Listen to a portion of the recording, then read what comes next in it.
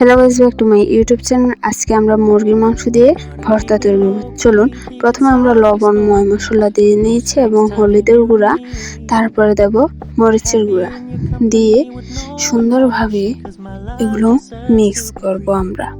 চলুন মিক্স করি। আর মাংসের ভর্তা অনেক মজা, আপনারা ট্রাই করবেন তাহলে বুঝবেন।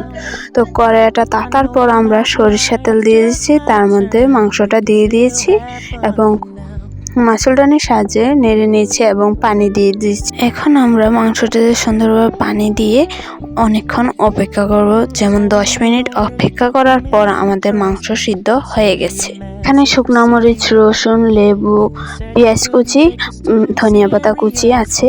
তো এখন আমরা আবার তেল দিয়ে রসুন এবং পেঁয়াজ কুচি সুন্দরভাবে ভাজা ভাজা করে নেব। তো তার ভাজা ভাজা করার পর শুকনো মরিচটাও ভাজা ভাজা করে নেব।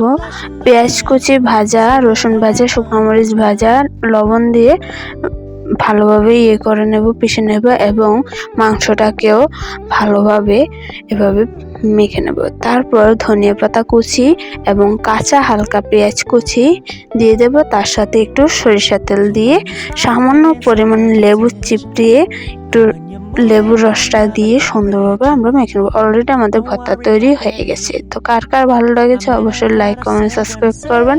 তো এভাবে যদি আপনারা মাংসের ভর্তা খান, 1 প্লেট কেন 2 প্লেট খেতে পারবেন। তো এভাবে মাংসের ভর্তা দিয়ে ভাত অনেক মজা। আমরা তো শুটকি ভর্তা খেয়েছি, এবার এটা খান।